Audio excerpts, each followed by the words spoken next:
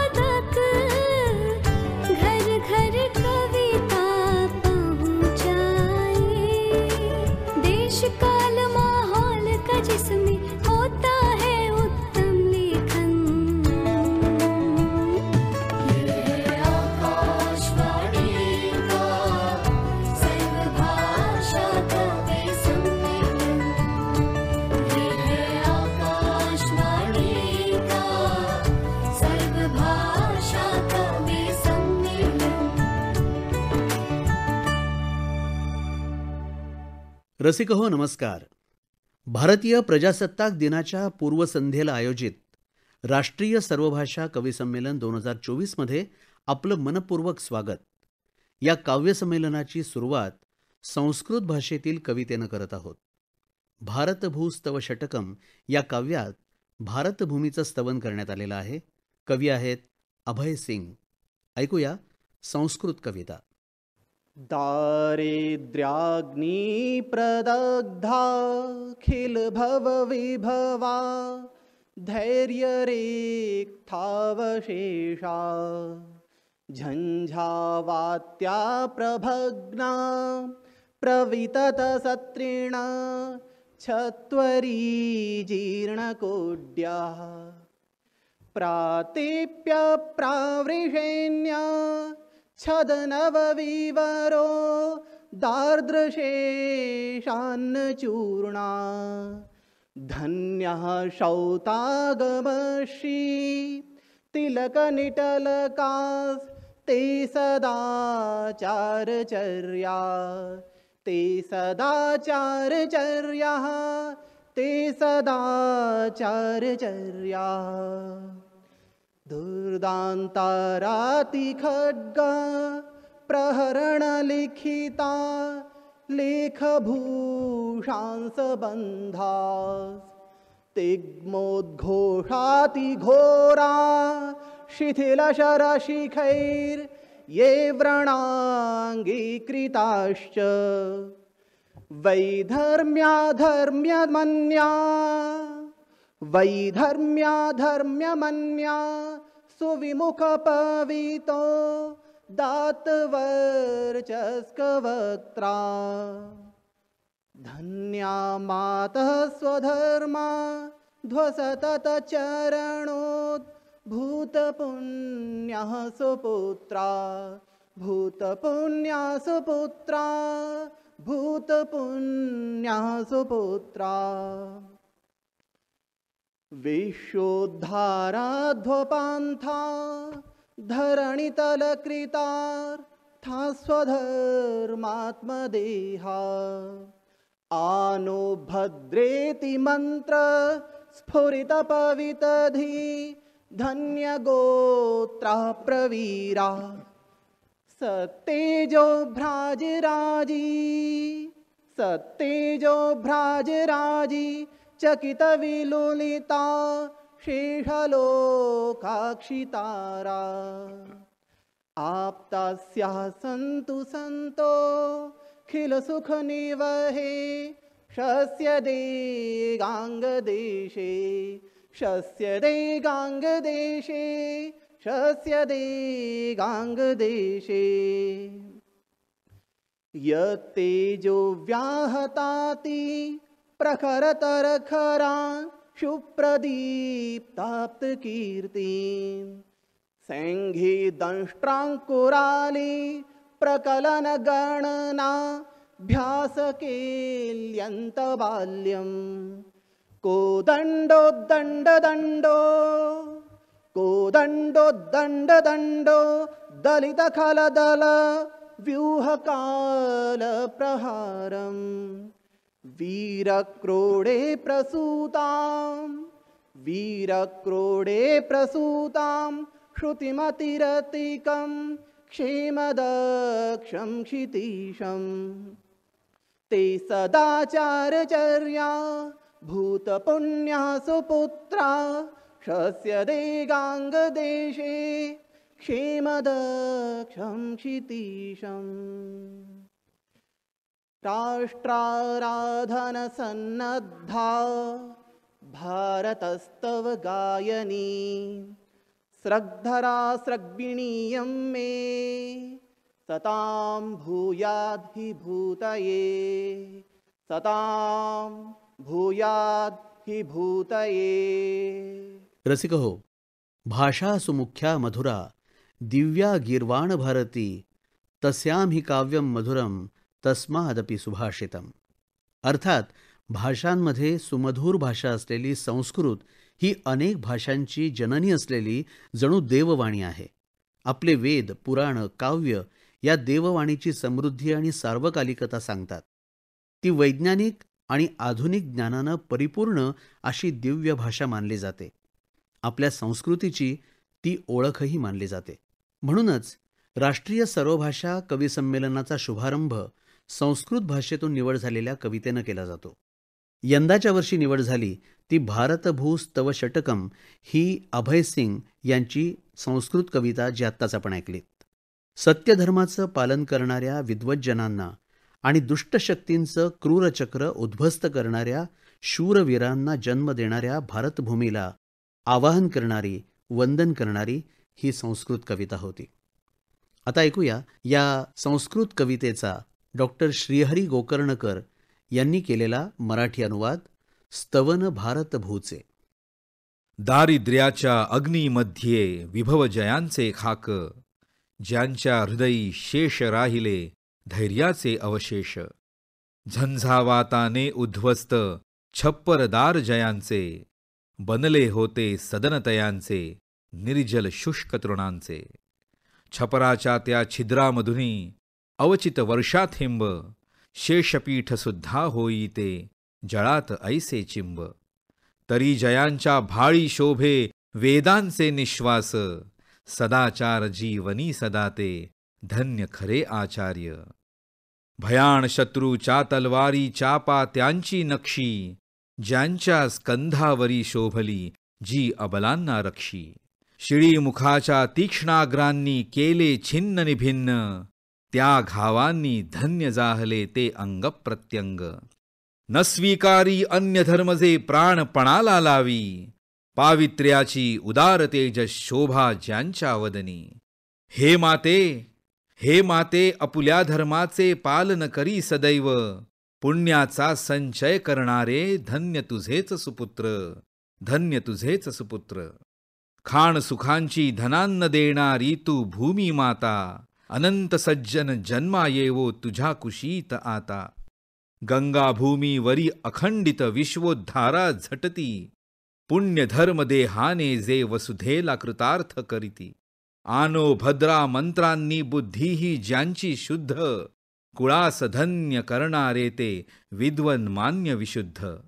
सत्याचे जे तेज मुखावर त्यांच्या शोभे अपार, त्या तेजाने चकित होतसे बहुत जनांचे नेत्र।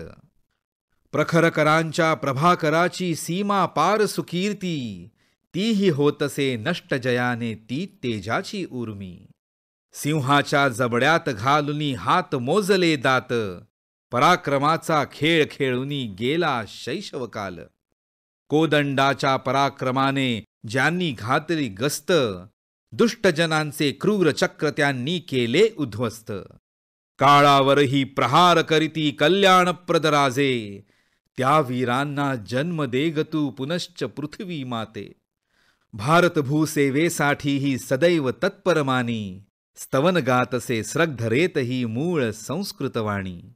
सज्जन हृदया कल्याणप्रद होवो निर्भयवाणी, सज्जन हृदया कल्याणप्रद होवो निर्भयवाणी.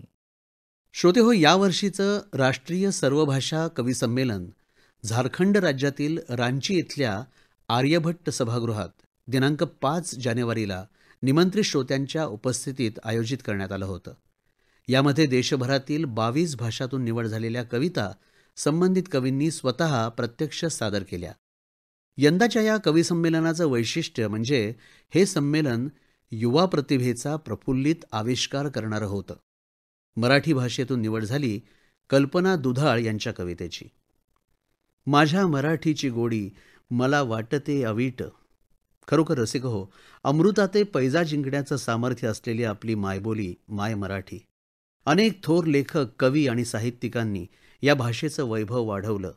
अनेक विचार प्रवाहांनी तिला समृद्ध बनवलं.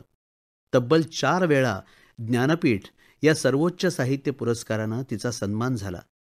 राष्ट्रीय सर्वभाषा कवी संमेलन हा देखील साहित्य विश्वातील एक मानबिंदू मानला जातो. यंदाच्या वर्षी मराठी भाषेतून कल्पना दुधाळ यांच्या कवितेची निवड झाली. पुणे जिल्ह्यातील दौंड तालुक्यातल्या बोरीभडक गावच्या कल्पना दुधाळ या शेतकरी कुटुंबातल्या असून कला विषयातील स्नातक पदवीधारक आहेत. प्रतिभेचं वरदान लाभलेल्या कल्पनाताईंचे 2 कविता संग्रह आजवर प्रसिद्ध झालेले आहेत. जळगावातील बहिणाई साहित्य पुरस्कार, अमेरिकेतील महाराष्ट्र फाउंडेशन पुरस्कार, दिल्लीचा शीला सिद्धांतकर स्मृती सन्मान इत्यादी प्रमुख पुरस्कारांसह एकूण 28 पुरस्कारांनी त्यांना सन्मानित करण्यात आलेलं आहे.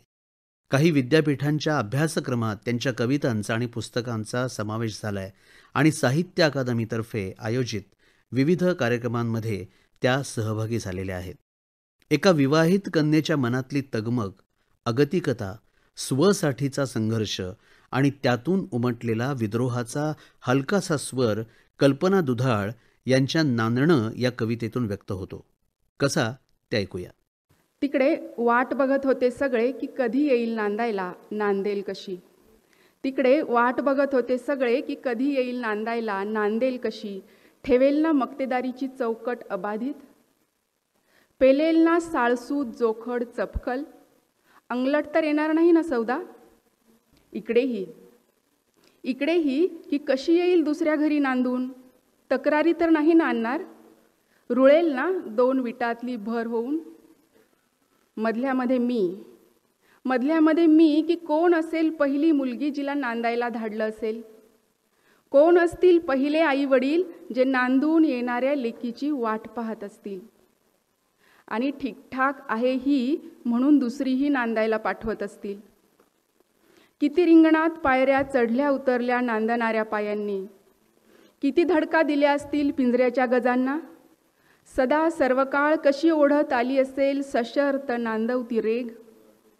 सुख, आनंद, दबाव, जबरदस्ती, दुःख यांचं प्रमाण किती असेल मला सांगितलं नाही कुणी आजवर. खरं म्हणजे अशी गरज वाटली असेल कुणाला. असे गंजलेले पापुद्रे सोलले असतील कुणी. पंख छाटून नखलनं जाणवत नसेल कुणाला. अशांना मिळत असेल मुलींना स्वतःचं घर की अजून बेघर होत असतील त्या. रीतीभाती झुगारून किती जणी उभ्या राहत असतील विस्तवावर. किती जणींना गवसत असेल तरवडाचं मोहोळ. कशा निमूट उचलत असतील नाजूक फुटल्या काचा. उष्ण ऋतू झेलत कशी टिकवत असतील मौलिक ओल. कसा समजूतदार जन्म पसरत असतील संसारावर. इकडून तिकडं भटकती स्वप्नच राहत असतील. स्वप्नच राहत असतील की जागेबरोबर स्वतःही बदलत असतील की नाहीशी होत असतील प्रत्येकीतून कायमस्वरूपी. की त्यांना स्वप्नांसह सहर्ष स्वीकारत असतील कुणी? तसं तर खूपदा परतले आहे मी घरी. शाळेतून, शेतातून, जत्रेतून, खेळून, जिंकून, हरून, रडून, भांडून, रडून. आज नांदून परतताना विचार करत होते. दोन्ही वाटांवर उमटलेल्या रूपांतराच्या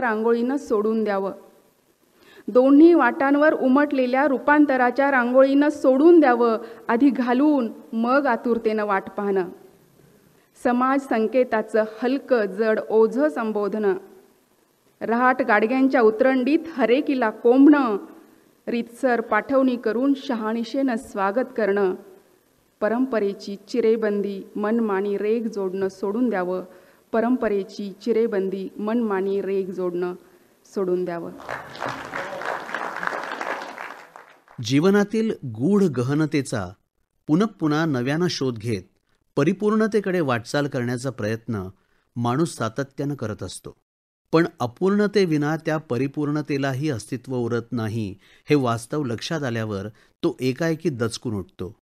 निःशब्दतेच्या आवर्तात सापडलेलं त्याचं मन मग भूतकाळातल्या संदर्भांमध्ये जगण्याचं वर्तमान सूत्र शोधत पुन्हा भरकटत राहतं. मनाची ही घालमेल मनापाशीच व्यक्त करणारी मूळ असमिया भाषेतली ही कविता आहे अंकुर रंजन फुकन यांची. मराठी अनुवाद केलाय सुनंदा भोसेकर यांनी. आधी ऐकूया मूळ असमिया काव्याची झलक आणि त्यानंतर लगेचच त्याचा मराठी अनुवाद. সকলো কপৌ এতিয়া লবে যান মোৰ হেঙুল হাৰত সিহঁতেই সিঁচিল কঁঠাল পাতৰ একাচি পোহৰ হাৰৰ পৰাই এটা উৰণীয়া বন্দৰত বাৰিষা. सारे पारवे थकून गेले आहेत पार. त्यांनीच पेरली होती माझ्या तांबूस हाडांमध्ये फणसाच्या पानांवरून येणाऱ्या किरणांची शलाका. या हाडांपासूनच सुरू होते झेपावणारे बंदर. पाऊस पडतो आहे त्या बंदरात. खरं तर अस्तित्वच कसे असेल परिपूर्णतेला अपूर्णतेशिवाय. सावकाश गिरकी घेणाऱ्या पृथ्वीबरोबर विघटित होत आहे आयुष्याची निष्क्रियता. विंची माझ्या डोळ्यातच एक चित्र काढ ज्यातून स्त्रवेल आदिम संगीत, ज्याने थिरकून उठेल रात्रीची नस. शेवटच्या भोजनाची भूक भागवण्यासाठी तू आरोळी ठोकशील. मी दचकून उठेन आणि निखळून पडेल निःशब्द तारकांचे कोडे. समुद्रावरून उठलेल्या ढगांचे विमान फडफडत जाईल पायातळी. खरं तर अस्तित्वच कसे असेल परिपूर्णतेला अपूर्णतेशिवाय.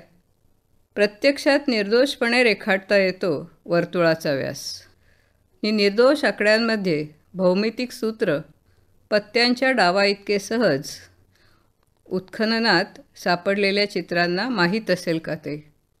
रसिकहो, माणसाचं मन हे खरोखर ओल्या मातीसारखं असतं.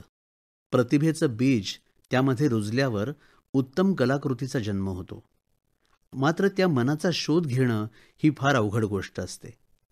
आता होतं भुईवर गेलं आभाळात असा या चंचल मनाचा वेग आणि आवेग कल्पनेच्या पलीकडचा असतो. महादेव प्रधान यांनी त्यांच्या उडिया भाषेतील कवितेत या मनाचा मनोवेध घेतलाय आणि त्याचा मराठी अनुवाद केलाय सुजाता राऊत यांनी. मनीष मन आउ कौन की समय लंगड़े चिरीचारी सियार हो जाउथिबा अराई उर्वरा माटी तो. इतिहास एका माणसाचं मन असतं तरी काय. काळाच्या नांगरणीखाली धरतीवर विखुरलेली मुठभर सकस मातीच ना. तू त्यावर मुठभर बिया आणि ओंझळभर पाणी शिंपड. बघ, क्षणात अंकुरतील, फुटतील फांद्या, पानं, फुलं आणि कळ्या. क्षणात पोचतील आभाळापर्यंत, क्षणार्धात गडप होतील पाताळात. हे जे शुष्क लाकूड पाहतोस तू, एक दिवस ते बहरलेल्या हिरव्या रानात होतं. त्याच्या प्रत्येक पेरावर होती कोवळी पानं, रगारगात हिरवं रक्त. त्यासाठी कुऱ्हाडीची गरजच काय.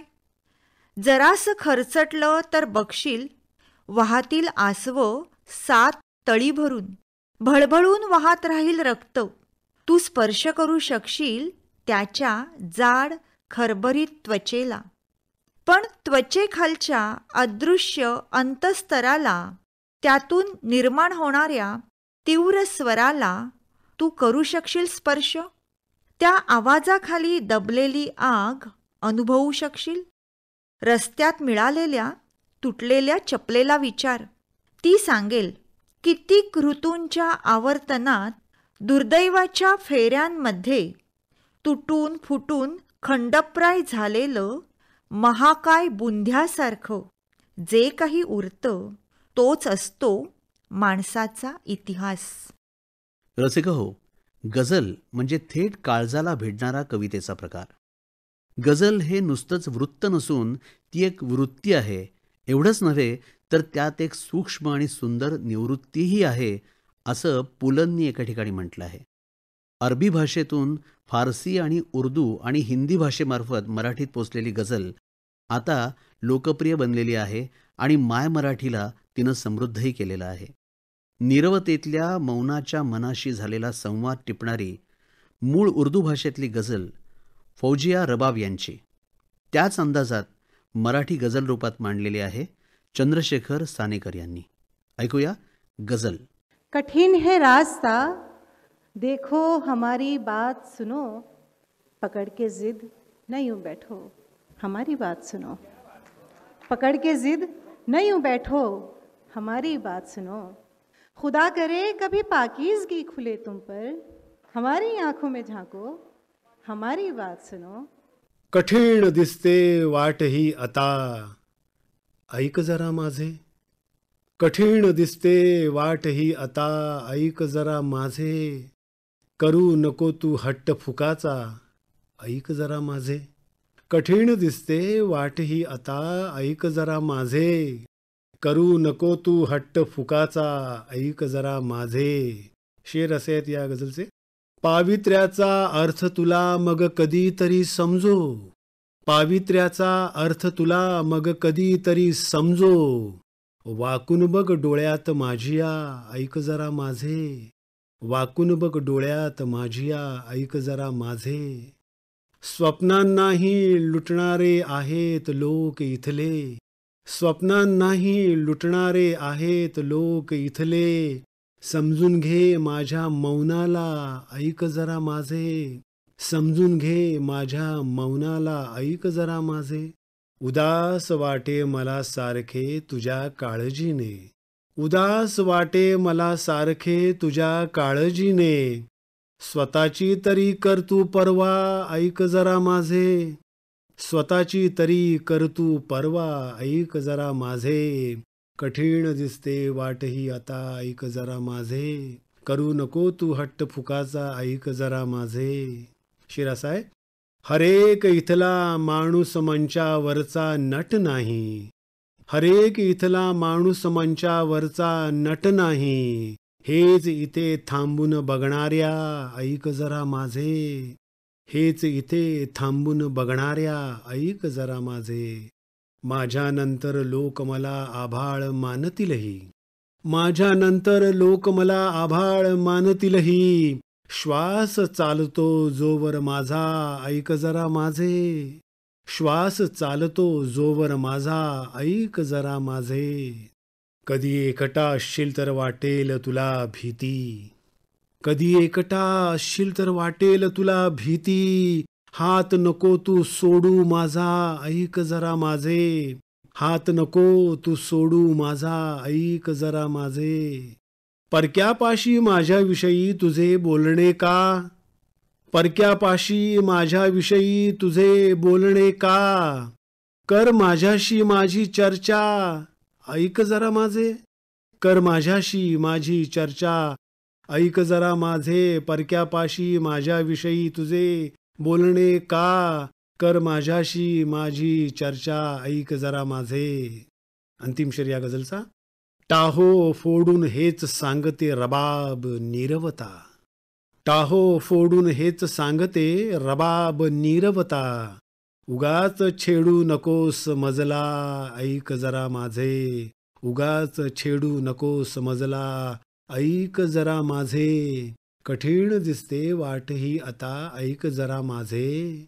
करू नको तू हट्ट फुकाचा, ऐक जरा माझे. माणूस वेगवेगळ्या नात्यांच्या आधाराने जगत असतो.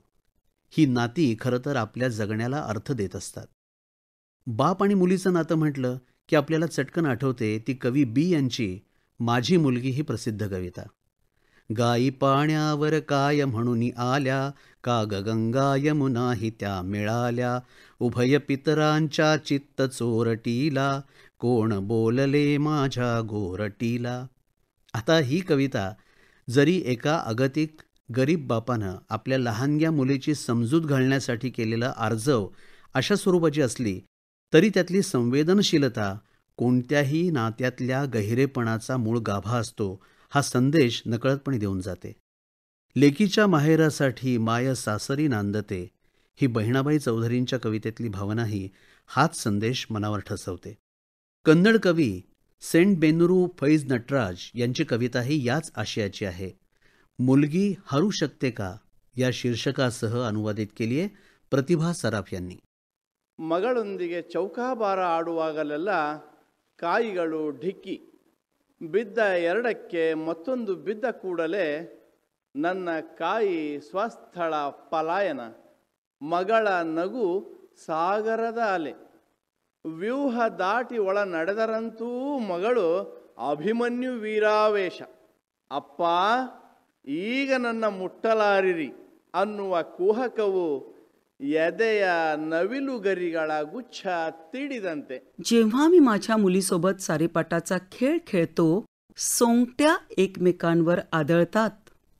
डाव टाकताच माझ्या सोंगट्या मूळ जागेवरून सैरावैरा पळतात, तेव्हा मुलीचं हास्य सागराची लाट होते.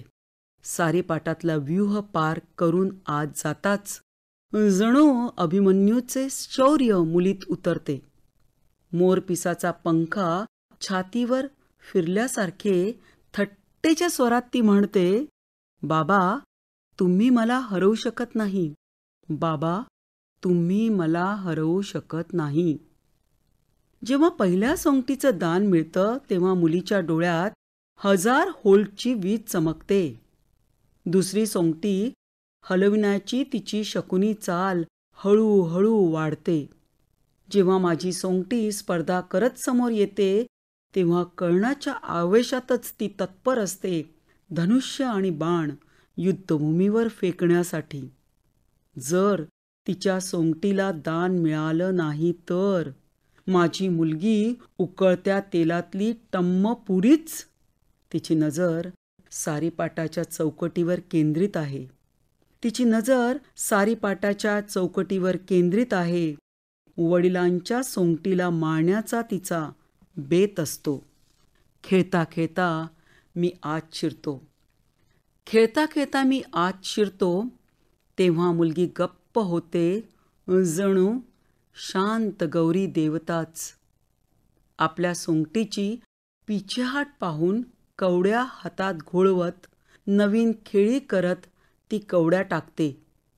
मुलगी हरेल काय, मुलगी हरेल काय, मी हेतू परस्पर हरत आहे हे तिच्या लक्षातच येत नाहीये. तिच्या विजयासाठी मी 1000 वेळा पराभव पत्करायला तयार आहे. तिच्या विजयासाठी मी 1000 वेळा पराभव पत्करायला तयार आहे. मुलीच्या सगळ्या सोंगट्या व्यवस्थित घरात पोहोचल्या. मुलीच्या सगळ्या सोंगट्या व्यवस्थित घरात पोहोचल्या. ती जिंकली, टाळ्या वाजवत हसली. तिचा विजयाचा आनंद कधीच संपणार नाही. प्रत्येक पावलावर तिच्या जिंकण्यातच माझी हार आहे. प्रत्येक पावलावर तिच्या जिंकण्यातच माझी हार आहे. मला पराभूत करणाऱ्या तिच्या कवड्या नेहमी तिच्या मनाप्रमाणे पडत राहोत. वडिलांचा पराभव केल्याची गाथा मुलीने आईला सांगताच आई म्हणाली, त्यांच्या अनेक पराभवांनीच आपल्याला विजयी केलं आहे. त्यांच्या अनेक पराभवांनीच आपल्याला विजयी केलं आहे, जे मुलीला समजू शकले नाही. माझ्या डोळ्यासमोर बुद्ध प्रकट झाला. माझ्या डोळ्यासमोर बुद्ध प्रकट झाला त्याने म्हटले होते, जगण्याच्या क्षणासमोर हार जीत क्षुल्लक असते. जगण्याच्या क्षणासमोर हार जीत क्षुल्लक असते. विकासाचा राजमार्ग सर्वांगीण प्रगती आणि समृद्धीच्या मंदिराप्रत नेणारा ठरतो हे खरं, पण त्यावरून वाटचाल करताना निसर्गाचं संतुलन बिघडणार नाही याचं भान राखणंही तितकंच आवश्यक असतं. निसर्ग हाच पृथ्वीचा आणि मानवाचा खरा रक्षणकर्ता आहे याची सजग जाणीव सतत ठेवली तरच गावाचं गावपण आणि माणसाचं माणूसपण टिकून राहू शकेल. अन्यथा आपलं अस्तित्व पुसून जायला कितीसा वेळ लागणार. हे आत्मभान लोकपरंपरेच्या प्रतिकात्मक काव्यरूपातून जागवणारी कोकणी भाषेतली कविता आहे विशाल खंडेपारकर यांची. मराठी अनुवाद केलाय सतीश सोळांकुरकर यांनी. शीर्षक आहे वेशीवरचा राखणदार देव. शिमेवेल्या देवचारान गांव म्हजो सोडला. शिमेवेल्या देवचारान गांव म्हजो सोडला. खंय गेला कसो गेला, खंय गेला कसो गेला, कित्याक कोणा पडला. त्या दिसा सावन 5-4 गांवांक म्हज्या कॉन्क्रिटान पिडला. त्या दिसा सावन 5-4 गांवांक म्हज्या कॉन्क्रिटान पिडला. कोणाक खावूं कोणाक खावूं कोणाक गिळूं, कोणाक खावूं कोणाक गिळूं जाम करून सोडला. वेशीवरचा राखणदार देव माझा गाव सोडून गेला आहे. वेशीवरचा राखणदार देव माझा गाव सोडून गेला आहे. कुठे गेला, कसा गेला याचे कोणालाच काही पडलेले नाही. माझ्या हिरव्यागार गावाला कॉन्क्रीटच्या सैतानाने छळले आहे. काय खाऊ, काय गिळू, काहीच समजेनासे झाले आहे. कदाचित याच भीतीने राखणदार देव गाव सोडून गेला आहे. दर रविवारी आणि बुधवारी मिळणारा ताडी भाकरीचा नैवेद्यही आता कमी झाला आहे. रात्रीच्या पहाऱ्यासाठी आता करंजाच्या झाडाजवळ पहारेकरी ठेवला आहे. त्या दिवसापासूनच राखणदाराचे अस्तित्व संपून गेले आहे आणि या भीतीमुळेच कदाचित राखणदार देव गाव सोडून निघून गेला आहे. विकासाच्या नावाखाली बिल्डरांनी सगळी वाट लावली आहे. असंतुलन निर्माण केले आहे. बकुळ, कोकम, पिंपळ, करंजा अशा झाडांची कत्तल केली आहे. त्यांचे अस्तित्वच नाहीसे केले आहे. या भीतीमुळेच कदाचित राखणदार देव गाव सोडून गेला आहे. गावामध्ये राखणदार देव नसल्यामुळे आता गाव आपले अस्तित्व विसरून गेला आहे. याच संधीचा फायदा उठवत आता मीच कॉन्क्रीटचा राखणदार देव म्हणून गावाची सुरक्षा करायला लागलो आहे. आता मीच सगळ्या गावातून फिरायला लागलो आहे. सगळ्या गावातून फिरायला लागलो आहे. ती येते आणिक जाते, येताना कधी कळ्या आणीते, अन जाताना फुले मागते. सर्जनाची प्रक्रिया अशीच काहीशी असते का? मनपटलावरच्या अमूर्त अस्फुट काल्पनिक प्रतिभेला मूर्तरूपात साकारण्याची कलावंताची धडपड त्याला वेगळ्या अर्थाने अस्वस्थ करते आणि हरवलेल्या पाऊलवाटेचा शोध घ्यायला भाग पाडते. आसिफ अली भट यांची काश्मीरी कविता अशाच सर्जनाचा प्रतिकात्मकरित्या शोध घेत आस्वादकालाही विचारप्रवण करते. आदित्य दवणे यांनी मराठीत अनुवादित केलेली आहे. शीर्षक प्रतिमा घरचा रहिवासी. दशवयस अक्सी सोफस पे बिहित कत्ताम कथ पे असन खंगाल त्रावान मजी वोत काल सदरस बगी मोलरा तो लगिन जून हंगस गुगूस त्रावन माग पुनमन हंस बराथा जन ये मंजर ओस नजरन हंस बुडकल विथ तुल कतुर गुल म्यूट करून. प्रतिमा घरचा रहिवासी. आपण दोघे एका सोफ्यावर बसून कुठल्याशा गोष्टीवर गप्पा मारताना अचानक काळ्या समुद्रातून बंडखोर लाट उसळली. हे हिवाळ्यातील पौर्णिमेच्या वरातीचे दृश्यच जणू. नजरेच्या लुकलुकत्या नदीला गोठलेल्या बर्फाचा नजराणा पेश करताना त्याने विचारले, कुठे हरवलायस तू? मी म्हणालो, आरशाने तुला आजवर हे नक्कीच सांगितलं नसावं. तो बोलणार तरी कसा? कारण तो तर तुझ्या उभारांच्या उकळत्या समुद्राची खोली मोजत असणार. हृदयाच्या अस्वस्थ कबुतरासाठी तो कुठल्याशा खिडकीच्या शोधात असणार. त्यावर तुझे प्रतिबिंब भिंतीवरच्या मधोमध चौकटीत चिकटवल्यासारखे झाल्याने त्याला अचानक जिवंत झाल्याचा अहंकार ग्रासला असणार. मग तू आरशासमोरून निघून जाताना त्यानंतरही तुझे प्रतिबिंब त्यात मूर्तिमान होत असेल आणि मग बऱ्याच काळानं धुक्याप्रमाणे हळूहळू ते अदृश्य होत असेल. त्याने तुला हेही सांगितले नसणार. हसत त्याने विचारले, काय? मी म्हणालो, तू. आईने माझ्या खांद्याला स्पर्श केला. चहा थंड झाला, तू कुठे हरवलायस? बघतो तर सोफा रिकामा होता आणि चहातूनही थंड उच्छवास सुटत होते. स्त्री असते संसार रथाचा तोल सांभाळणारं मजबूत चाक, 4 भिंतीनाडचं विश्व आणि त्या पलीकडच्या अमर्याद विश्वाला सांधणारा दुवा. स्त्री असते जगण्याच्या चिवट जिजीविषयीचा लसलसता कोंब, सहनशीलतेची पराकाष्ठा, आल्या प्रसंगाला विनातक्रार सामोरी जाणारी, निबिड काळोख्या रात्री चंद्रकिरणांच्या प्रकाशात आपली स्वप्न वेचणारी अशी ही स्त्री प्रतिकूलतेवर मात करत जिद्दीनं कशा प्रकारे जगत राहते हे सांगणारी गुजराती कवयित्री प्रतिष्ठा पंड्या यांची स्त्रियो ही कविता मराठीत अनुवादित केलेली आहे. संगीता अरबुने यांनी. स्त्रिया. आधी गुजराती कवितेची झलक आणि त्यानंतर त्याचा मराठी अनुवाद. મેં જોઈ છે સ્ત્રીઓ મરવાના વાકે જીવતી, સાડીનો કછોટો વાળી લઈ ઊંડા બે એક શ્વાસ, સવાર સવારમાં મીચી આંખો ઝંપલાવતી કોઈ અજાણ્યા દરિયાના પથરાળ તળિયે, વાઠિયા ભર્યા પગે લણતી ભીની લીસી લીલી આવતીકાલ. मी पाहिल्या आहेत स्त्रिया, मी पाहिल्या आहेत स्त्रिया मृत्यूसोबत जगणाऱ्या, साडीचा काष्टा बांधून 1-2 दीर्घ श्वास घेऊन, भल्या पहाटे डोळ्यात पेंग घेऊन, ज्या झेपावतात कुठल्या अशा अनोळखी समुद्रातल्या काळकभिन्न कातळावर आपल्या भेगाळल्या अनवाणी पावलांनी, आपल्या भेगाळल्या अनवाणी पावलांनी, आणि खुडत राहतात भविष्याचे हिरवेगार लसलसते कोंब, आणि खुडत राहतात भविष्याचे हिरवेगार लसलसते कोंब, भुकेने कळवळून ग्लानी आलेल्या आपल्या लेकरांसाठी, भुकेने कळवळून ग्लानी आलेल्या आपल्या लेकरांसाठी.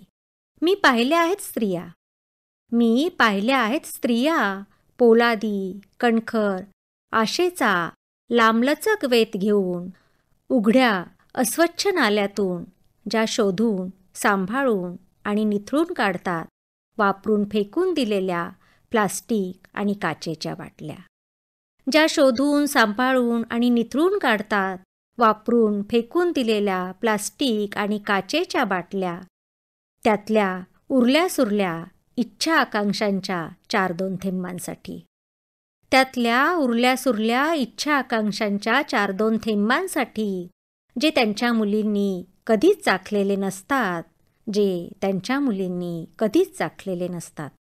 मी पाहिल्या आहेत स्त्रिया हताश थकलेल्या, दिवस मावळताना गोळा केलेला सगळा कचरा फुटपाथवर ओतून अर्धचंद्राच्या फिकट प्रकाशात त्यातून आपली स्वप्न वेचणाऱ्या, त्यातून आपली स्वप्न वेचणाऱ्या. मी पाहिल्या आहेत स्त्रिया, मी पाहिल्या आहेत स्त्रिया माझ्यापेक्षा अगदी वेगळ्या, मी पाहिल्या आहेत स्त्रिया माझ्यापेक्षा अगदी वेगळ्या, तरीही हुबेहूब माझ्यासारख्याच, तरीही हुबेहूब माझ्यासारख्याच. श्रोते हो, रंगीबेरंगी आकर्षक फुलांच्या गुलदस्त्यासारखा आपला बहुरंगी बहुढंगी असा देश. विविध भाषा, विविध धर्म पंथ, विविध पोशाख, विविध पदार्थ पक्वान्न असा विविधतेनं नटलेला आणि तरीही राष्ट्रभक्ती आणि देशप्रेमाच्या धाग्यानं एकत्र बांधलेला असा आपला देश. याचा प्रत्येकाला सार्थ अभिमान वाटतो. बंधुभाव, एकता, स्नेह, प्रेम ही आपली संस्कृती आणि विश्वबंधुत्व ही आपली ओळख असल्यामुळे आज भारताला विश्वगुरू म्हणून मान्यता मिळते आहे. भारत मातेचं गुणगान करणारी डोगरी भाषेतली कीर्ती ठाकूर यांची कविता मराठीत अनुवादित केली आहे डॉक्टर अनुपमा निरंजन उजगरे यांनी. चौने चूके ओए गुणगान मेरे देश दा, मिगी कीनी ओए पी गमान मेरे देश दा. चौने चूके हुए गुणगान मेरे देश दा, मिगी कीनी हुए पी गमान मेरे देश दा।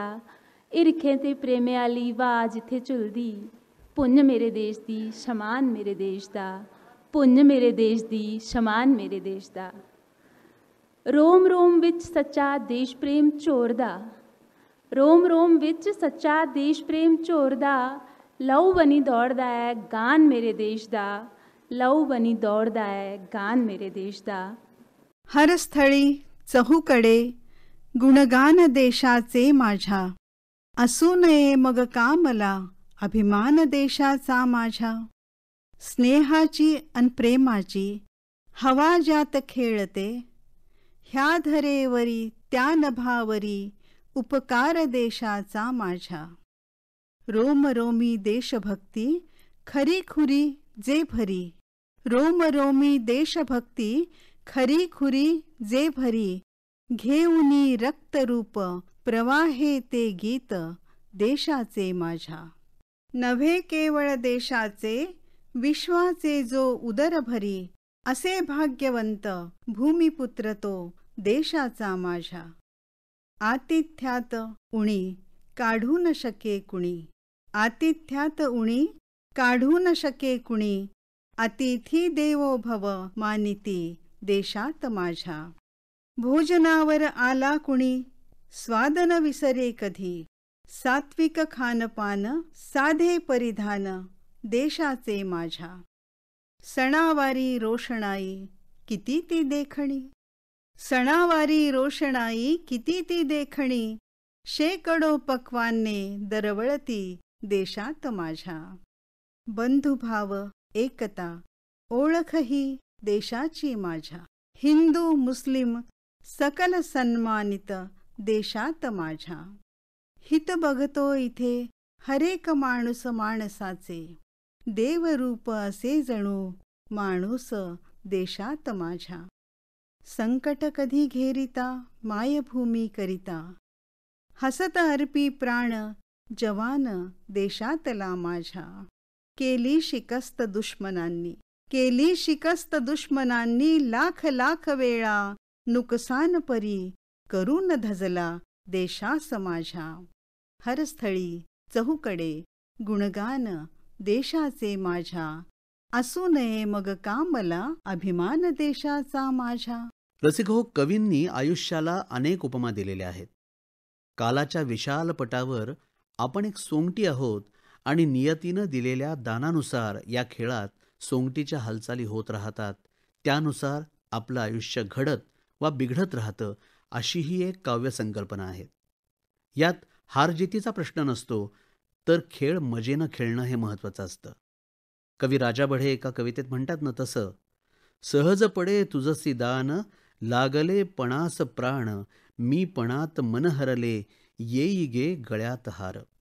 आता हार या शब्दावरचा श्लेष लक्षात घेतला तर या खेळातली गंमत आपल्याला सहज कळेल. पेरू विष्णुकुमार यांच्या तामिळ भाषेतल्या कवितेचा विषय हाच आहे. मराठीत अनुवाद केलाय संदेश ढगे यांनी. अनेक सोंगट्यांचा खेळ. காலத்தை நகர்த்தி ஆடுதல். பல்லாங்குழி ஆடுவதில் கெட்டிக்காரி பாட்டி, பல்லாங்குழி ஆடுவதில் கெட்டிக்காரி பாட்டி. அவள் தன் பலகையில் செதுக்காமல் விட்ட குழி ஊருக்கு வெளியே குளமானது. எதை நிரப்பி ஆடுவதென்று தெரியாத சிறுவயதில் अनेक सोंगट्यांच्या खेळात निपुण आजीने आपल्या पटावरील एक सोंगटीची अशी चाल खेळली की गावाबाहेर एक तळे निर्माण झाले. काय खेळू नि काय नको अशा अजाण वयात ती घागर घेऊन तळ्यापाशी जाई आणि रस्त्यावरच्या प्रत्येक खोल गटात पाणी थेंब थेंब सांडवून येई. मग घरी परतल्यावर घागर खाली ठेवली की दुसरे कुणी घागर घेऊन जाई आणि असेच थेंब थेंब सांडवून येई. अशा प्रकारे इतिहासात चिंचोक्यांनी खेळण्याची प्रथा रूढ झाली असावी, त्याचा हा प्रारंभ. पान खाऊन लाल झालेले पडके दात आणि त्या बदल्यात बोळक्यात लवलवणारी जीभ, जसे की तलावावरचे संत तरंग. आज बस आता उद्या खेळू, आज बस आता उद्या खेळू असे म्हणून पोट माळ्यावर ठेवलेल्या सारीपाटाला जाणीवपूर्वक बाद केले आपण. हमसून हमसून रडली आजी. हमसून हमसून रडली आजी. तिच्या खोल डोळ्यात भूतकाळाची एक छोटी कवडी ठेवून. कोणीतरी खेळून गेले, कोणीतरी खेळून गेले. आपल्या भारतीय संस्कृतीमध्ये आईला आपण मातृदेवो भव म्हणत देवतेचं स्थान देतो आणि तिला वंदन करतो. पण तिला देवत्व बहाल करताना माणूस म्हणून तिचा विचार क्वचितच केला जातो. माणूस म्हणून तिचं जगणं म्हणजे सततची अग्निपरीक्षाच असते. आईचं ऋण व्यक्त करणारी आणि माणूस म्हणून तिचा विचार करायला प्रवृत्त करणारी तेलुगू भाषेतली डॉक्टर इनुगू नरसिंह रेड्डी यांची कविता मराठीमध्ये अनुवादित केलेली आहे. कांचन प्रकाश संगीत यांनी. शीर्षक आहे प्रवासी. ఊరు విడిచిపోవటం వలసైతే అమ్మే, సొంతింటిని వదలడం మరణమైతే అమ్మే తొలి జీవోత్సవం. జొన్నలకు బియ్యం బదులివ్వటం మారకమైతే అమ్మ జీవితం ఒక వస్తు మార్పిడి.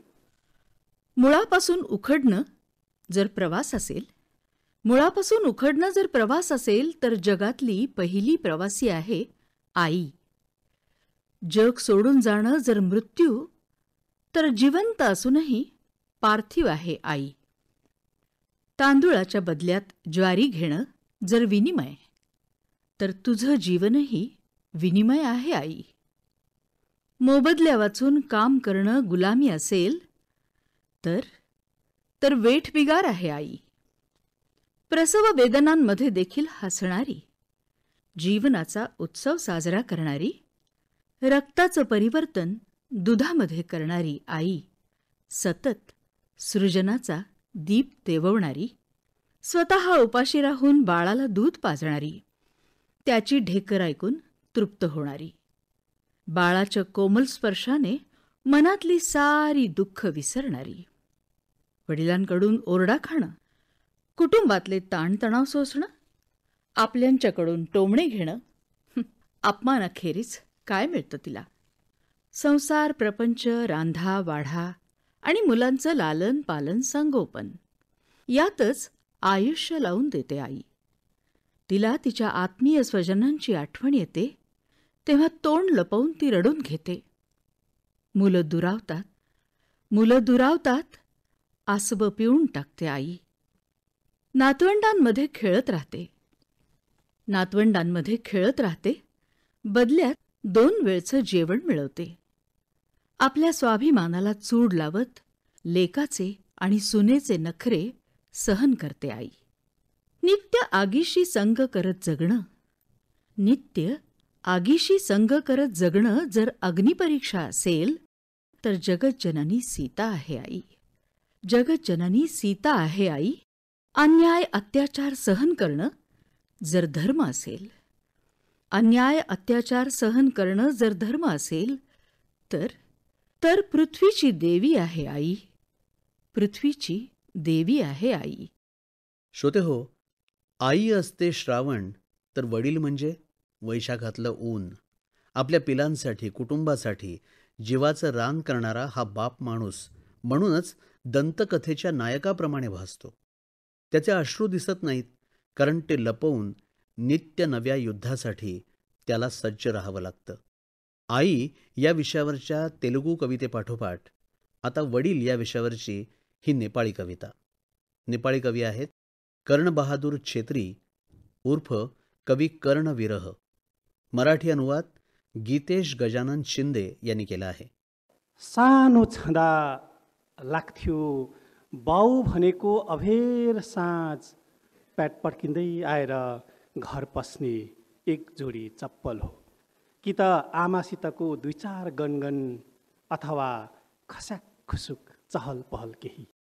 बालपणी वडिलांचा अर्थ संध्याकाळी उशिरापर्यंत फिरणाऱ्या पावलांना वाजवत घरात शिरणाऱ्या एक जोडी चपलेसारखा वाटायचा. बालपणी वडिलांचा अर्थ संध्याकाळी उशिरापर्यंत फिरणाऱ्या पावलांना वाजवत घरात शिरणाऱ्या एक जोडी चपलेसारखा वाटायचा, किंवा आईशी खाकरत कुजबुजत्या आवाजात बोलणारी व्यक्ती, अथवा एखादा हळुवार संवाद वाटायचे वडील. वडील म्हणजे शहरातून आणलेल्या आवडत्या पावासारखे वाटायचे. किंवा बोव्हारणीकडून विकत घेतलेल्या त्या जुन्या कपड्यांसारखे ज्यांना यायचा त्या पावासारखाच नवेपणाचा सुगंध. कधीकधी वडिलांकडून ओढले जायचे आमच्या वासरासारख्या मनांवर काही वळ वेताच्या छडीने. आम्हाला पदराखाली घेणाऱ्या आईचेही शिवले जायचे ओठ तेव्हा भीतीने. अशा प्रसंगी वडील म्हणजे घरातील सर्वांनी पाळायचा एक कडक आदेशच भासायचे. मला वाटायचे वडील म्हणजे कपाळभर लावलेल्या दसऱ्याच्या कुंकुम तिलकासारखे किंवा पाकिटात उरलेल्या चिल्लरसारखे अन खेळण्यातील बंदुकेसारखेही. अथवा वाटायचे ते दिवाळीतील रोषणाई, पाळण्याची दोरी आणि आईच्या हातची भाकरीही. हे सगळं म्हणजे वडील. या सर्वातच व्यापून असतं वडिलांचं असणं. मग रोज संध्याकाळी वाटायचे वडील म्हणजे दंतकथांच्या नायकांपैकीच एक, जिथे सांगायचे आम्हाला झोप लागेपर्यंत.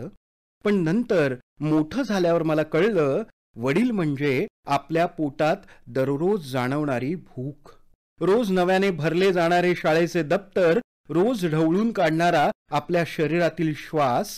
किंवा वडील म्हणजे भूत पिशाच्च, ऊन पाऊस वारा यांपासून आश्रय देत आम्हाला शांत झोपू देणारं एक मजबूत घर. अगदी सांगायचाच झाला वडिलांचा अर्थ दुसऱ्या शब्दात तर सुगंधासारखं चिकटलेलं माझं स्वतःचंच नाव. वडील म्हणजे अगदी सर्व बाबतीत हुबेहूब माझ्यासारखेच. वडील म्हणजे अगदी सर्व बाबतीत हुबेहूब माझ्यासारखेच, हुबेहूब माझ्यासारखेच.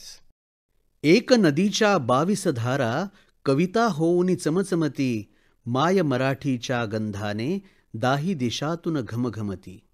एक नदीच्या 22 धारा कविता होऊनी चमचमती, माय मराठीच्या गंधाने दाही दिशातून घमघमती. अक्षरातूनी शब्द जन्मती, अक्षरातूनी शब्द जन्मती, शब्दांनी घडते भाषा, भाषांच्या या मंथनातूनी मनोमनी फुलती आशा.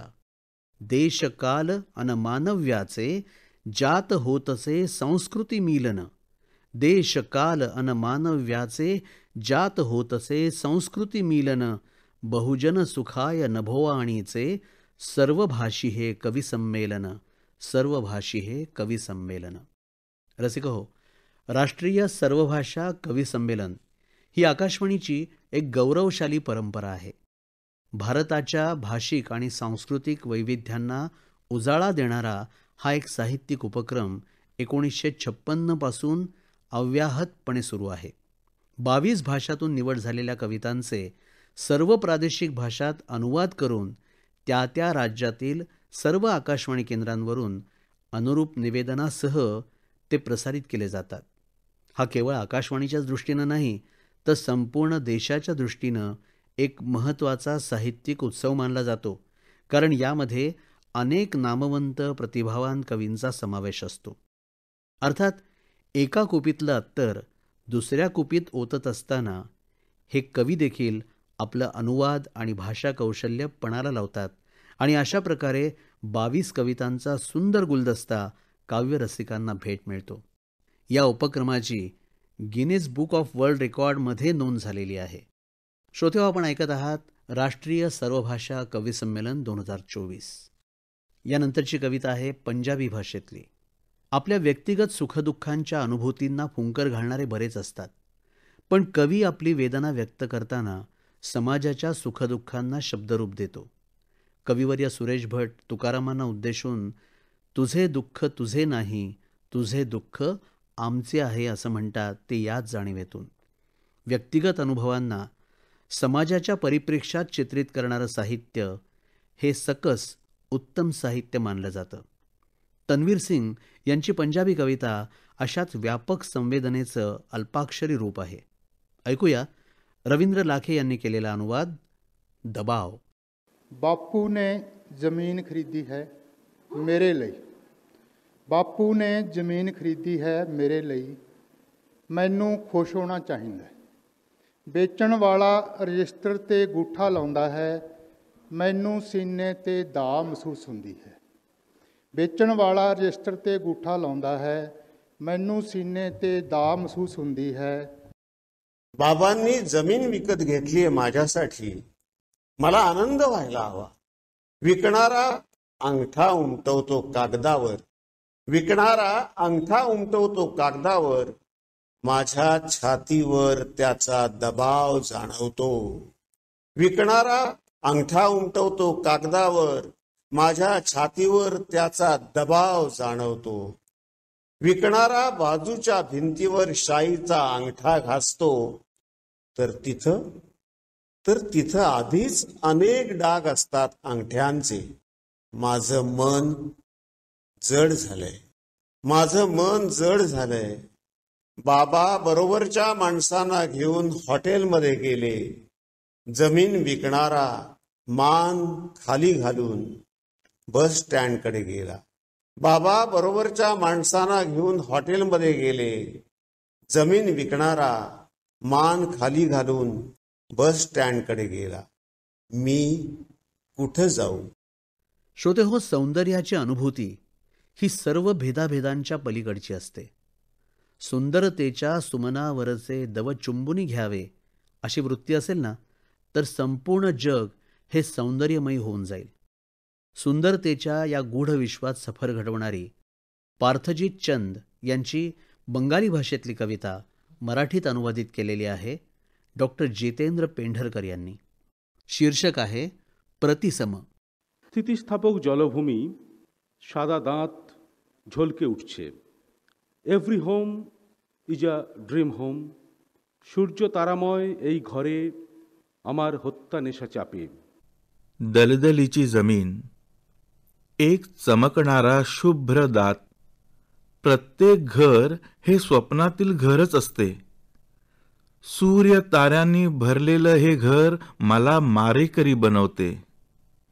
ओळखीची सावली येते मदिरापानासाठी, त्या सावलीला मारले तर माझे शरीर एका असहाय्य जीवासारखे, कापुरासारखे विरत जाईल, फिरत राहील महासागरावर, कोसळेल एका निर्जन बेटावर। अशा विचारांनीच ही हत्या करायची मी टाळतो। हात धुवून टाकतो त्या पाण्यात, ज्यात नाविक जन्माचे पाप विरघळत असते। जमिनीवर रेंगणाऱ्या अल्बाट्रॉस पक्ष्यासारखे पुन्हा आपले प्रचंड पंख पसरवून आकाशात झेप घेणे माझ्या प्राक्तनातच आहे। आणि तरीही हे सारे निरर्थक, वास्को द गामाच्या अश्रूंसारखे। काही कबुली जवाब मी गर्द झाडींमध्ये सोडतो, पुरतो खोल रेतीमध्ये प्राचीन मदिरेचा कलश। एक अद्भुत अनुभव, सुंदर स्त्रीच्या खुल्या केसांमधून पहिल्यांदाच बोटे फिरवण्यासारखा। खाडीमधून समुद्र दूर खडकाळ जमिनीवर पाणी लोटत राहतो। त्या ओलेपणाने वाटा बनतात, त्या वाटांच्याच दिशा होतात। प्रमाणबद्ध खोल दऱ्यांमधून तरंगतात कवचहीन प्राणी। 2 सूर्य, 2 चंद्र, 2 लाल टेकड्यांसारख्या स्तनांना स्पर्श करून येणारी सूर्याची चंद्राची किरणे। आदिम द्वैताच्या द्विधेने आश्चर्यचकित प्राणी हताशपणे जलाशयाच्या बाहेर येत असतात। आदिम द्वैताच्या द्विधेने आश्चर्यचकित प्राणी हताशपणे जलाशयाच्या बाहेर येत असतात। रसिकहो, माणसाचं जीवन हे भल्या बुऱ्या अनुभवांनी समृद्ध होत असतं। त्यामध्ये सुखाचे क्षण असतात, तसेच व्यथांचे घणही असतात। नीरव शांतता असते, तसाच जीवाचा आकांतही असतो। कधी विजयाची पताका फडकते, तर कधी पराभवाचं निशाण उभारावं लागतं। अशा संघर्षमयी वाटचालीत माणसाचं माणूसपण हरवलेलं पाहिलं की ती वाट अवघड वाटू लागते। आणि अशा हतबल अवस्थेत दिलासा देते ती हृदयस्थ कविता। बिजित रामचिराय यांच्या बोडो भाषेतील कवितेतून हाच सूर आळवलेला दिसून येतो। मराठीतून अनुवाद केला आहे अशोक नायगावकर यांनी। मैयासिम आं जाय लामाजों आगान सुरदोंमोन, दिनै बेयाव आगान सुरै सुरै लामा गेजेराव मेंग्लिनाय मोन्दों आरो आं हान्थुआव खर' दोननानै गावनि गोदान जिउनि थाखाय आरज गाबगासिनो. इथे काल पावेतो मी ज्या रस्त्यावरून चालत होतो तिथे आज मात्र अर्ध्या रस्त्यातच चालता चालता थकून गेलोय. अगदी दोन्ही गुडघ्यात डोकं खुपसून मी नव्या आयुष्याची करुणा मागतोय. आता इथे रोज एक एक जण मृत्यूच्या वाटेवर आणि जे मागे उरलेत ना ते तर अखेरचे दिवस मोजतायत. माणसामधल्या लढाईमध्ये घरे बेचिराख होताना पाहिली. लोकांना आपल्या घरादारापासून सैरावैरा पांगत बेघर होताना पाहिलं. वावरातली माती बाजूला करून वर डोकं काढून आलेल्या अंकुरांना मी पायी तुडवताना पायाखाली चिरडताना पाहिलं. आणि जे ठाम उभे राहिले, प्रखर विरोध केला, जीवाच्या आकांताने लढले, अगदी त्यांना बंदुकीच्या गोळीने यमसदनाला पाठवताना पाहिलं. लोकांना खाली मान घालून शरणागत होत दीनवाणं याचना करताना पाहिलं. आकांताने भीक मागताना पाहिलं. जगू द्या आम्हाला, जगू द्या म्हणताना पाहिलं. आईबापांना पोटच्या पोरीच्या अब्रूची भीक मागताना पाहिलं. इथे युद्ध नको, बंदुकीतील गोळ्यांचा ठठ ठठ आवाज नको, रॉकेटचा मारा नको, बॉम्ब गोळ्यांचा विस्फोट धमाका नको. इथे माणसाला साधेपणाने जगू द्या रे, माणसाला साधेपणाने जगू द्या रे. पोराबाळांना खेळू द्या रे, बागडू द्या खुशाल आनंदात. त्यांना सुखरूप घरी परत येऊ द्या रे. इथे भेदभाव नको अजिबात, भिंती नकोत अजिबात. तू या धर्माचा, तू त्या धर्माचा. हाय पण नाही रे, नाही. खरंच काय सांगू, इथे माणूसच माणसाला माणूस बनवायला असमर्थ ठरलाय. माणसाला माणूस बनवायला असमर्थ ठरलाय. तुम्हीच सांगा रे, माणुसकीच हरवलेल्या माणसाबरोबर, माणुसकीच हरवलेल्या माणसाबरोबर इथे राहण्यात, दिवस काढण्यात काय अर्थ आहे? इथे राहण्यात, दिवस काढण्यात काय अर्थ आहे? उदये सविता रक्तो रक्तश्चास्तमने तथा संपत्ती च विपत्त्यौ च महताम एकरूपता. अर्थात उदयकाळी आणि अस्तकाळी सूर्याचा लालिमा हा एकसमान असतो, तसंच समृद्धी आणि विपत्तीच्या काळात आपलीही भूमिका एकसमान असावी ही प्रेरणा आपल्याला सूर्याकडून मिळते. आकाशातल्या सूर्याप्रमाणेच घरामध्ये अव्याहतपणे कार्यरत असते ती आपली आई, आणि तिच्याकडून सुद्धा हीच प्रेरणा आपल्याला मिळते आणि आपलं आयुष्य प्रकाशमान होतं. हे मातृऋण व्यक्त करणारी मणिपुरी भाषेतली अखोम देवी यांची कविता मराठीमध्ये अनुवादित केलेली आहे कीर्ती पाटसकर यांनी. आधी मणिपुरी भाषेतील कवितेची झलक आणि त्यानंतर मराठी अनुवाद. सैरेंगी ममिंग पुंसी अमसुंग इमा ताखी ऐना नोंमा अयुक अमदा इमाना मचासिंगबु लोइना हौदोक्तुना अयुक्की गंगानाबा मसुदा खुदोंबिना थिंदुना पुंसीगी खोंचत ताखी. आई आणि आयुष्य. एका सकाळी आईचा आवाज कानी आला. उगवत्या सोनेरी सूर्याकडे बोट दाखवत ती उठवत होती आम्हा मुलांना आणि शिकवत होती जीवनाचा प्रवास. भर दुपारी पुन्हा एकदा आईचा आवाज कानी आला. भर दुपारी पुन्हा एकदा आईचा आवाज कानी आला. पुढची दीर्घ वाट चालण्यासाठी तिने सोपवल्या आमच्या हातात आधार काठ्या. रात्री पुन्हा आई बोलवायची आम्हाला तिच्यापाशी आणि पोटभर जेवू घालून झोपवायची अंगाई म्हणत. कधीतरी एकदा रात्री उशिरा मी तिला ऐकलं वेदनेने तळमळताना. कधीतरी एकदा रात्री उशिरा मी तिला ऐकलं वेदनेने तळमळताना, असह्य शारीरिक दुखण्याने विवळताना. कळवळून म्हणत होती पुन्हा पुन्हा, माझं शरीर ग्रासलंय या दुखण्याने, हे सोसवत नाही आता, सोडो मला यातून.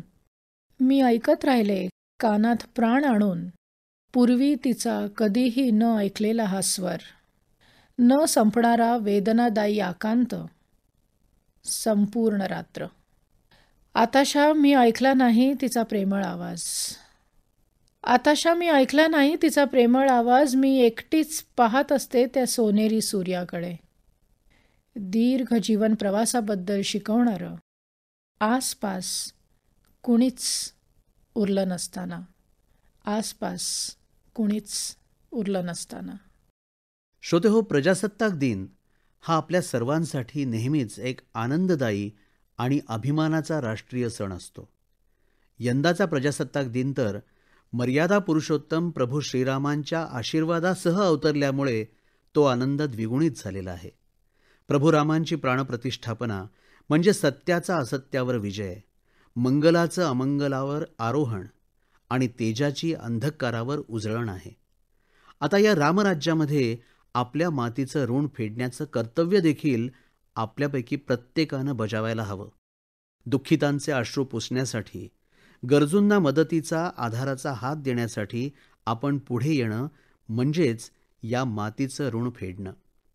डॉक्टर पुतुल प्रियंवदा यांची मैथिली भाषेतली कविता हाच संदेश अधोरेखित करते. मराठी अनुवाद जयश्री हरी जोशी यांनी केलेला आहे. शीर्षक मातीचे ऋण.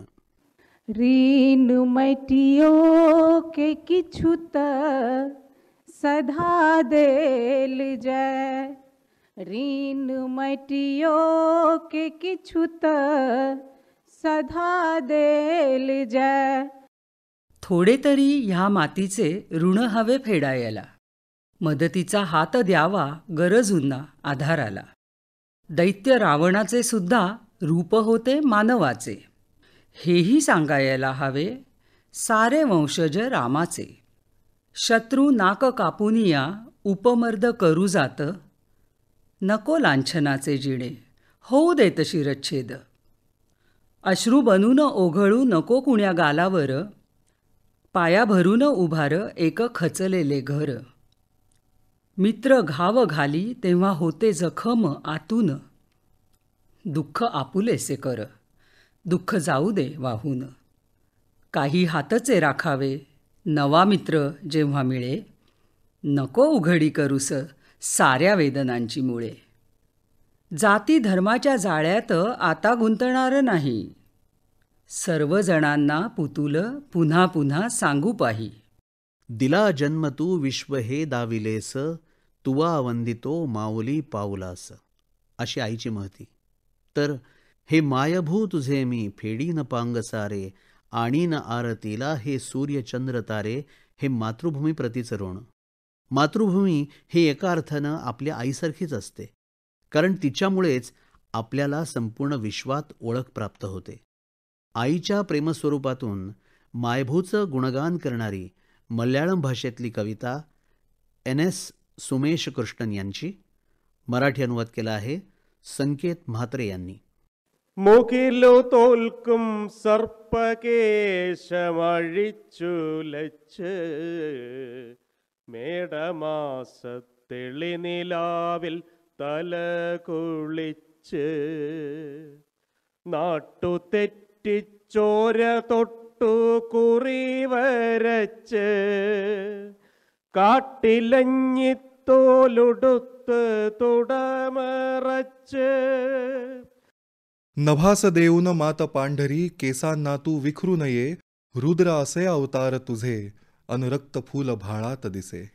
चैत्र चांदणी मध्ये न्हाऊनी रोज दिसावी माय जशी, चैत्र चांदणी मध्ये न्हाऊनी रोज दिसावी माय जशी. बकुळ फुलांनी बैसून घ्यावे तिच्या शुभ्रशा कटावरी, चांदण सरशी तिच्या नथीने नाक तिचे हो खूप सजे. नभास देऊन मात पांढरी केसांना तू विखरू नये. तुझ्या मुखावर रक्त साचते दो हातांनी पुसून घे, शत्रूंना तू संपव आणिक पुढे पुढे सरसावत ये. मूक पिकांच्या धान्यामध्ये लहानगीजी काम करे, त्या युवतींच्या भाळावरती सदैव तुझला हात फिरे. नभास देऊन मात पांढरी केसांना तू विखरू नये. सर्वांआधी तूच दिसावी तुझ्याच चरणी सारे ग, तुला पाहुनी कळ्या उमलती रोज तळ्यांच्या काठी ग. फळाफळातून असा गोडवा तुला पाहुनी मोहरत ये. नभास देऊन मात पांढरी केसांना तू विखरू नये. शापित ज्यांचे पैंजण सारे त्या पायातून तोडून दे.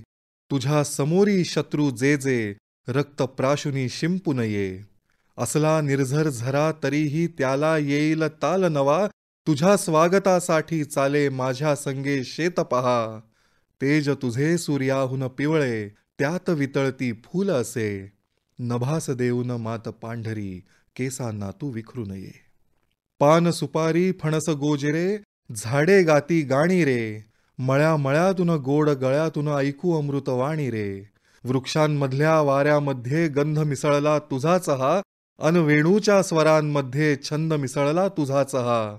जन्मतेस जेव्हा तू आई पुन्हा पुन्हा मातीतून या. धन्य धन्य ही माती होते स्मित भरे पृथ्वीवर त्या. सूर्यामधुनी तेज तळपतो तोही केवळ आईचा. नभास देऊन मात पांढरी केसांना तू विखरू नये. झुळूक येते कोमल अंगी तीच असावी आई तू. इंद्रधनू जो मन रंगवतो रंग तोच हा आई तू. ह्या धरणीवर शिरशिखरांवर केवळ दिसते आई तू. तान्हुल्यांच्या स्वप्नांमधला प्रकाश पहिला आई तू. टिमटिमणाऱ्या चांदणीतुनी उजेड पडतो आईचा. नभास देऊन मात पांढरी केसांना तू विखरू नये. रुद्र असे अवतार तुझे अनरक्त फूल भाळात दिसे. स्वार्थाने मी कधी आई पसरवले ना कर माझे. केवळ तुझला सांगितले मी होणारे मज दुःख खरे. जेव्हा झाली उरी वेदना चेहरा दिसला आईचा. ह्या खंडातून ब्रह्मांडातून होतो केवळ भास तुझा. कणभर माझ्या कवितेलाही मिळो जरासा श्वास तुझा. शाई मधुनी उजेड यावा तोही व्हावा आईचा. नभास देऊन मात पांढरी केसांना तू विखरू नये. रुद्र असे अवतार तुझे अनरक्त फूल भाळात दिसे.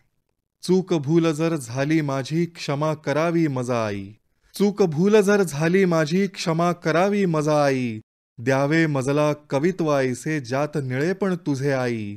माझ्या शब्दांमधून यावा सुगंध केवळ तुझाच हा.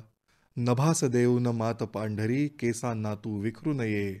रुद्र असे अवतार तुझे अन रक्तफूल भाळात दिसे. रुद्र असे अवतार तुझे अन रक्तफूल भाळात दिसे. रसिक हो, स्त्री आणि पुरुष ही समाजरथाची दोन चाकं असं म्हटलं जातं. पण आपला आत्मस्वर गवसण्यासाठी आणि तो आत्मविश्वासानं आळवण्यासाठी तिला युगानुयुग वाट पाहावी लागली.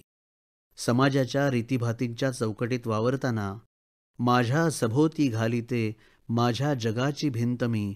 ठरते परीती काचरे अशा प्रकारची हताशा आली तरी तो आत्मस्वर गुणगुणत आपलं आत्मभान तिनं जागं ठेवलं आणि पुढच्या पिढ्यांकडे संक्रमित केलं. आईच्या वहीतला संदेश वाचताना मुलीला मिळालेला आत्मविश्वास डॉक्टर भारती सदारंगाणी यांच्या सिंधी कवितेतून कसा व्यक्त होतो ते आता ऐकूया. प्राजक्ता उजगरे रंगारे यांनी केलेल्या मराठी अनुवादातून. शीर्षक आहे घरी जाग पोरी. घरवन छोकरी रस्ते ते न बीह. घरवन छोकरी रस्ते ते न बीह. गाॾे ते न बीह. चाउंठ ते न बीह. स्कर्ट पाई थी त उन जी डेग जो ध्यानु रख. साड़ी पाई थी त पलव खे चेल सां वेड़े छॾ. घरी जाग पोरी, राहू नकोस अशी उभी उंबरठ्यावर. नको राहूस उभी रस्त्यावर. नको राहूस उभी नाक्यावर. स्कर्ट घालशील तेव्हा त्याच्या लांबीकडे लक्ष असू दे. साडी नेसशील तेव्हा तिचा पदर कमरेला असू दे घट्ट खोचून ठेवलेला. सायकल चालवताना पुन्हा पुन्हा घंटी वाजवायला तुझा हात नको सरसवायला. गाडी चालवताना गाणी मोठ्याने लावलीस तर खबरदार. गुणगुणलीस जरी तरी उथळ गाणी आणू नकोस ओठांवर. प्रेमगीतं गाण्याची तुला परवानगी नाही अजूनही. अन लक्षात ठेव प्रेमच करायचं असेल तर त्या परमेश्वरावर कर, नाही तर तुझ्या पतीवर कर. लेक सगळ्या सूचना गाठीशी बांधते. लेक सगळ्या सूचना गाठीशी बांधते, त्यांचं पालन करते. नियम पाळता न आले तर कावरीबावरी होते. नियम पालन आणि शिक्षा दोहोंमध्ये शिक्षा मिळाल्यागत जगते. नियमभंग होतो, शिक्षा होते. नियमभंग होतो, शिक्षा होते. सरणाऱ्या गहिवरल्या रात्री आपल्या लेकीसाठी ती काहीतरी वहीत लिहिते. आई गेल्यानंतर तिचं सामान काढताना कपाटातून आईची ती वही ठेवते लेक कपाटात जपून. आई गेल्यानंतर तिचं सामान काढताना कपाटातून आईची ती वही ठेवते लेक कपाटात जपून. रात्रीच्या नीरव शांततेत सगळ्यांच्या नजरा चुकवत, रात्रीच्या नीरव शांततेत सगळ्यांच्या नजरा चुकवत लेक वाचू लागते आईची वही. वहीत होती यादी सगळ्या नियमांची, सगळ्या अटींची, सगळ्या शिक्षांची. आईने लिहिले होते शेवटी, मुली, होऊ नकोस कमकुवत माझ्यासारखी. आयुष्यातले काही क्षण तरी जग स्वतःसाठी. ओलांड उंबरठासुद्धा घराचा, लाव उधळून नक्की नियम एखादा तरी.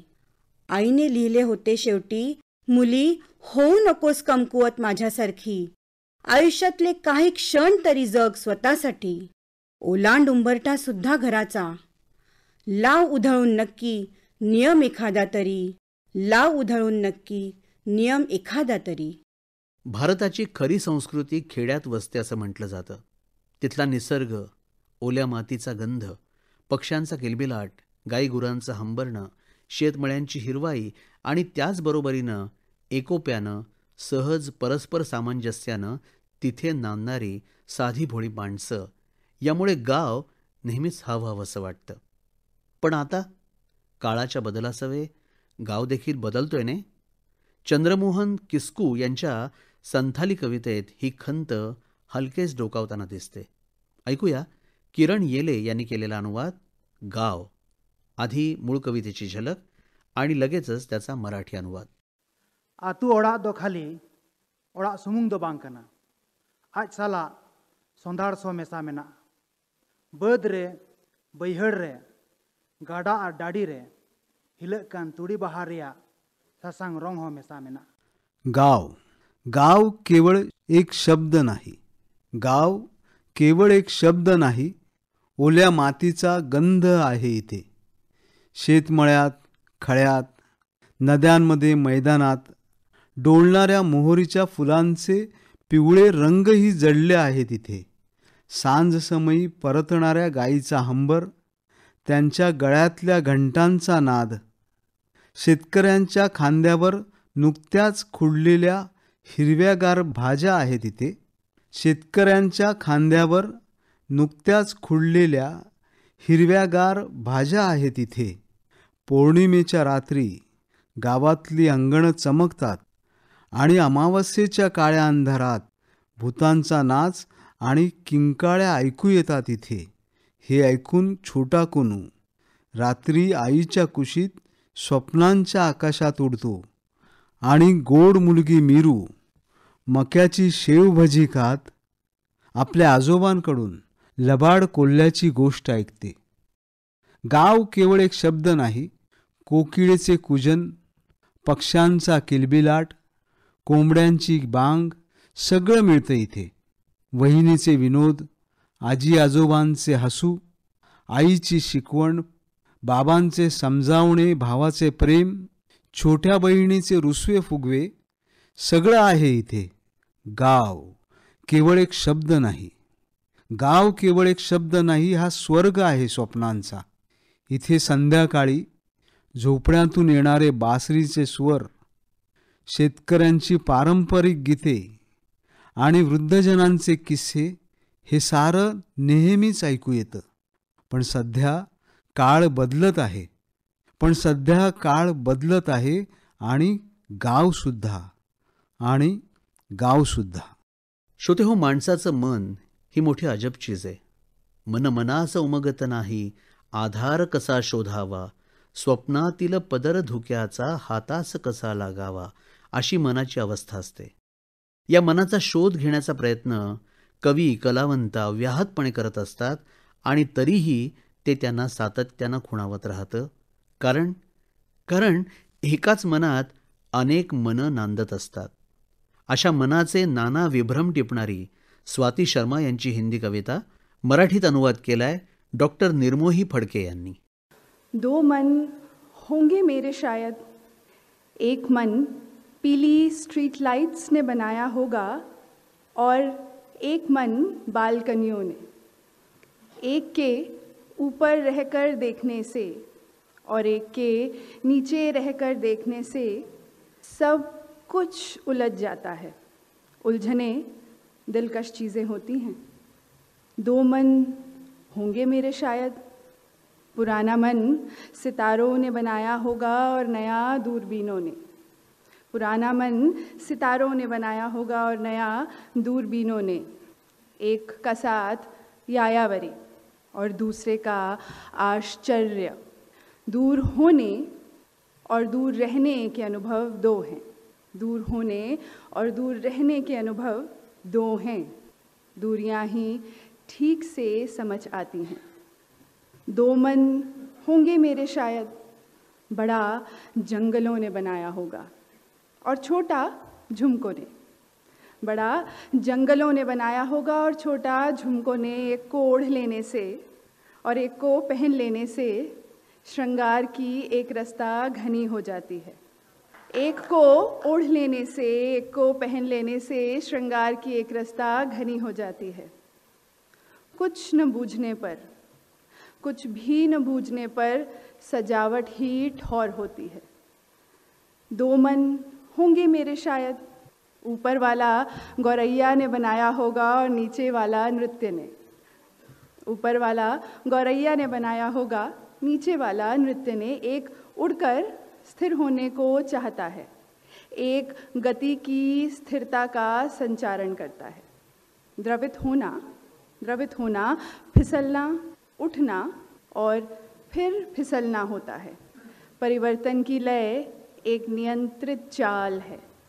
दो मन होंगे मेरे शायद, पास वाला खिड़कियों ने बनाया होगा और दूर वाला सैरों ने. एक से सब कुछ समेट लेने की कोशिश, एक से सब कुछ समेट लेने की कोशिश, एक में सब कुछ बिखेर देने की कवायद. साधनों की जमाखोरी है. वक्त के टालने को सारे पुर्जे चाहिए. दोन मनं असावीत मला कदाचित. एक मन रस्त्यावरच्या पिवळ्या दिव्यांनी बनलं असावं आणि एक मन बाल्कन्यांनी. एकाच्या वरून निरखत राहते आणि एकाच्या खाली जाऊन पाहत राहते. दृष्टीचा गोंधळ उडतो. गोंधळ असतो मोहक. दोन मनं असावीत मला कदाचित. जुनं मन ताऱ्यांनी निर्माण केलेलं असावं नि नवं असावं प्रेरित दुर्बिणींमुळे. एकाला साथ भटकंतीची तर दुसऱ्याला साथ देतं नवल. दूर होणं आणि दूर राहणं दोन्ही अनुभव वेगळे खरे. उमजून येतं ते अंतर. दोन मनं असावीत मला कदाचित. विशाल अरण्य असावं एकाचं नि छोटं मन अडकलं असावं झुपकळ्यांमध्ये. एकाला पांघरल्यानं नि एकाला परिधान केल्यानं शृंगार लोभस रसिला होतो. अवसर देत राहते सजावट न उकळणाऱ्या रहस्यांकरता. दोन मनं असावीत मला कदाचित.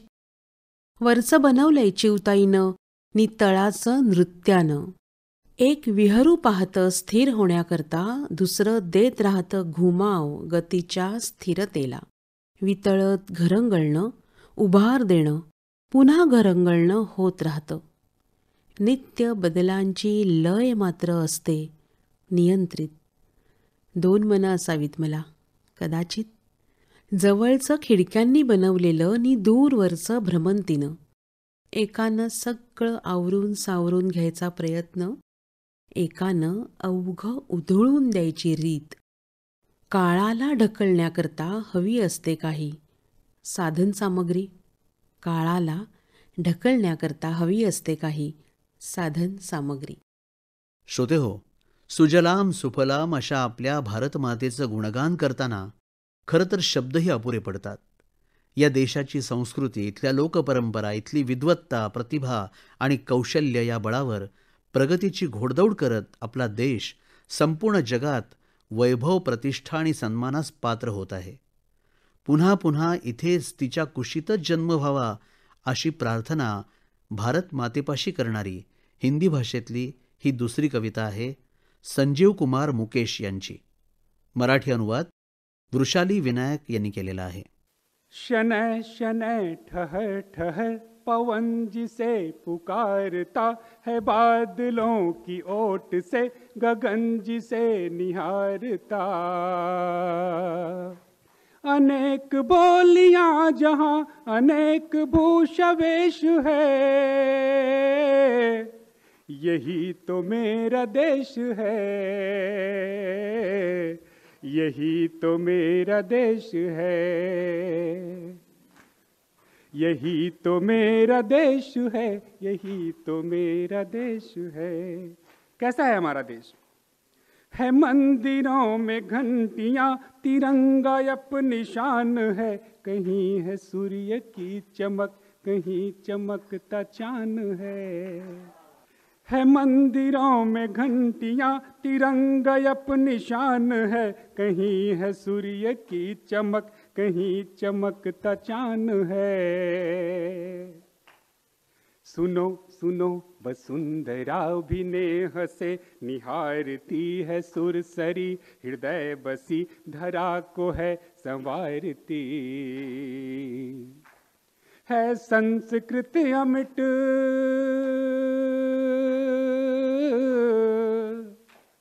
है संस्कृति अमिट जहाँ की सभ्यता अशेष है.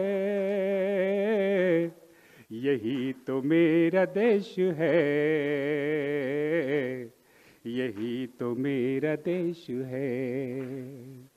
और क्या है? जहाँ के शब्द शब्द में प्रसाद जैसा मान है, जहाँ के कंठ भाल में दिनकर का स्वाभिमान है. सनन सनन छनन छनन गोदावरी के गान में कहे धरा, कपूर जो वो गीता में पुराण में. तुलसी कबीर विद्यापति, तुलसी कबीर विद्यापति की वाणियाँ विशेष है. यही तो मेरा देश है, यही तो मेरा देश है. आज हमारा देश जहाँ बढ़ रहा है, मैं पढ़ने का प्रयास करता हूँ कि बढ़ो बढ़ो युवा बढ़ो, ये लक्ष्य आज ठान लो. अमृत के हम इस काल में विकसित बनेंगे मान लो. बढ़ो बढ़ो युवा बढ़ो, ये लक्ष्य आज ठान लो. अमृत के हम इस काल में विकसित बनेंगे मान लो.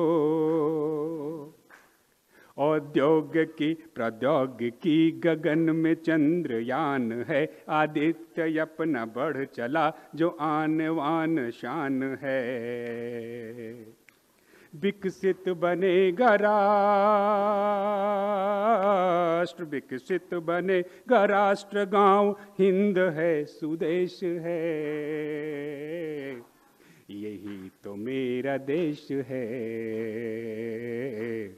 यही तो मेरा देश है. अंतिम बंद. जहाँ लहू में देश का उमंग हो, तरंग हो, जहाँ हो मन में भारती, गगन में बस तिरंग हो. जहाँ लहू में देश का उमंग हो, तरंग हो, जहाँ हो मन में भारती, गगन में बस तिरंग हो.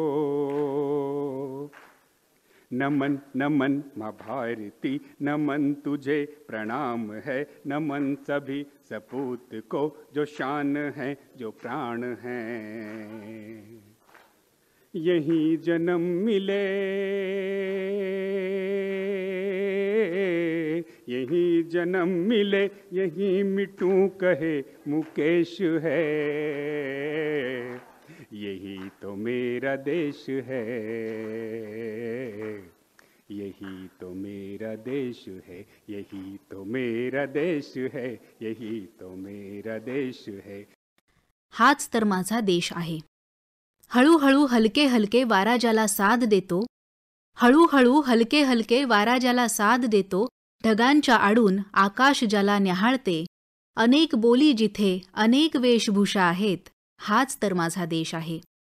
मंदिरात घंटानाद, तिरंगा अभिमान आहे, कुठे सूर्य तेजस्वी, कुठे चंद्रप्रकाश आहे. ऐका ऐका पृथ्वीही ममतेने न्याहाळते, हृदय सुरतालांनी भरलेले धरतीला सावरते. संस्कृती जिथली अक्षय, सभ्यता अशेष आहे, हाच तर माझा देश आहे. जिथल्या प्रत्येक शब्दात प्रसादाचा मान आहे, जिथल्या प्रत्येक शब्दात प्रसादाचा मान आहे, जिथल्या कंठ श्वासात दिनकराचा स्वाभिमान आहे. सनन सनन छनन छनन गोदावरीचे गायन आहे, सारसृष्टीच्या ज्ञानाचे गीता पुराणात आहे. तुलसी कबीर विद्यापती यांची वाणी विशेष आहे, हाच तर माझा देश आहे. पुढे वा तरुणांनो, पुढे चला, आजच ध्येय दृढ करा. अमृताच्या या काळात यशस्वी व्हाल हे जाणून घ्या. उद्योग तंत्रज्ञान आकाशात चांद्रयान आहे, सूर्य पुढे चालला जो वैभव प्रतिष्ठा सन्मान आहे. होईल विकसित राष्ट्रगाव, तो हिंद आहे, सुदेश आहे, हाच तर माझा देश आहे. जिथल्या रक्तात देशाच्या उत्साहाच्या लहरी असतील, जिथे मनात भारती आकाशात तिरंगा असेल. वंदन वंदन भारत माते, वंदन तुला प्रणाम आहे. वंदन वंदन भारत माते, वंदन तुला प्रणाम आहे. वंदन साऱ्या सुपुत्रांना जे सन्मान आहेत, प्राण आहेत. मुकेश म्हणे, इथेच जन्म मिळो, इथेच मृत्यू शेष आहे, हाच तर माझा देश आहे, हाच तर माझा देश आहे. रसिक हो, यंदाच्या राष्ट्रीय सर्वभाषा कवी संमेलनातील विविध भाषातील कवितांचे हे मराठी अनुवाद ऐकत असताना आपल्या देशाच्या विविधतेची झलक पुन्हा नव्याने आपल्याला अनुभवायला मिळाली असेल.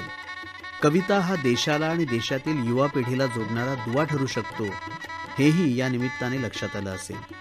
युवा प्रतिभेच्या पंखात उत्तुंग झेप घेण्याची प्रेरणा आणि बळ यातून निश्चितपणे मिळेल आणि त्यायोगे भारतीय साहित्य विश्व अधिक समृद्ध बनेल, या विश्वासासह इथेच निरोप घेत आहोत. नमस्कार.